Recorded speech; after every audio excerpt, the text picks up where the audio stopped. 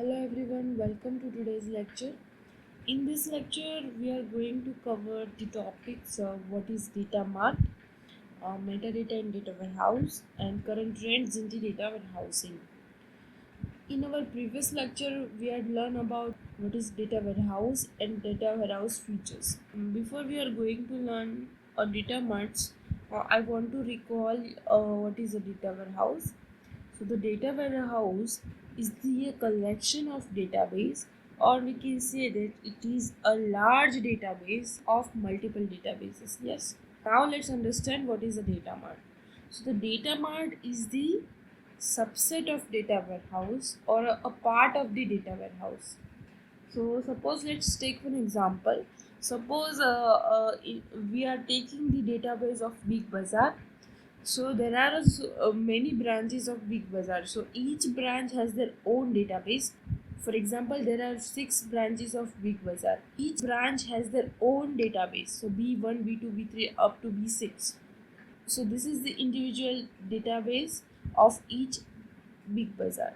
Now there is one centralized system which stores the data from each and every branch of the Big Bazaar. So the centralized system has the data of each and every branch. So we can say that the centralized system is the collection of multiple databases of different Big Bazaar branches. So now the centralized system, we can say that it is a data warehouse because it contains the data from multiple databases. Yes. Now next is a data mart. As I already said that data mart is a part of the data warehouse. Yes. Big Bazaar one's database B1 is a single data mart. Next B2 is also a single data mart. So the small databases are called the data marts. So data marts are specifically created from the data warehouse which stores only the one subject information or the single subject information. So as per the definition, a data mart is a subset of data warehouse that is focused on the single subject such as sales, finance and marketing. Let's take one another example. For example, there is one big organization or one big company. So each any company has the different department. Like one department is working on the sales, another is for marketing, and another is for finance, another is for developing production. Yes, so each and every department has their own data. Organization's whole data is stored in one centralized database. Now there is a need to create a individual data for each department. Why? Because if I want to search the current production in the organization, why I explore whole the detailed information of sales and marketings and advertisements, anything. So if I want a current production, then I'm going on the production data marts and just query there. So I can easily get the data from the production. So the reason behind it is we can easily access the data. If I access that data from data warehouse, then it takes much of the time.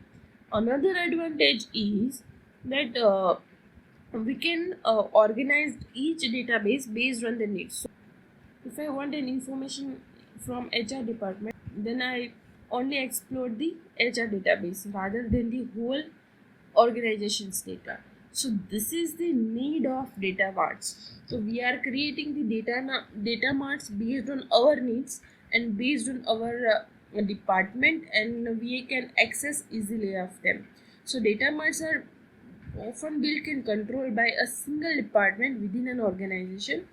The size of the data mart is less than the 100 GB. Yes, because the data warehouse is bigger in the size because it is a combination of multiple database.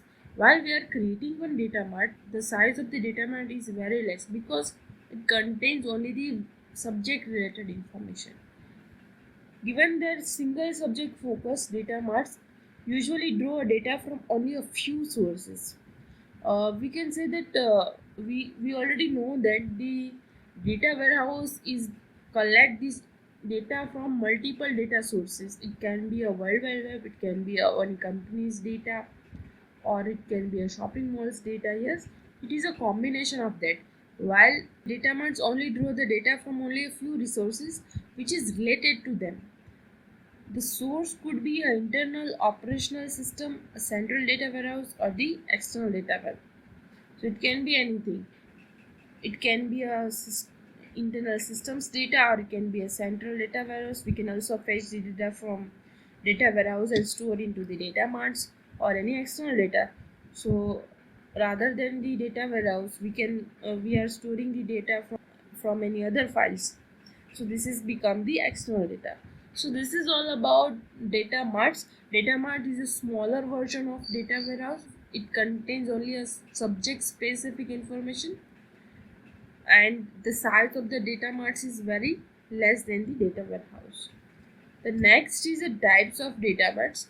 There are basically three types of data marts: dependent, independent, and hybrid. The categorization is based on the data source that feeds the data marts.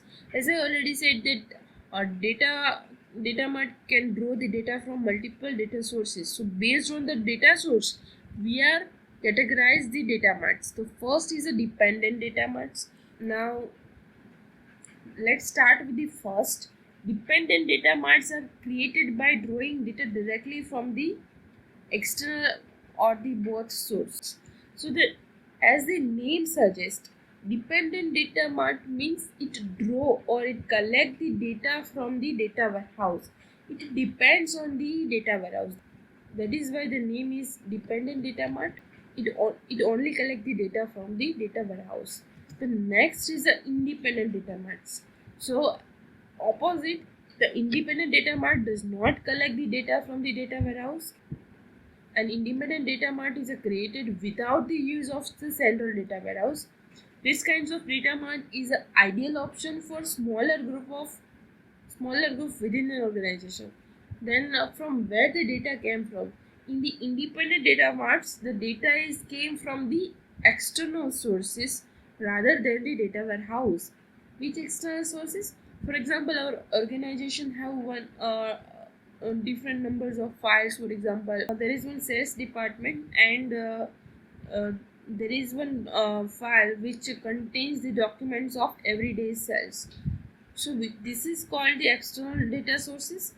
From that file, we are storing the data into the data marts.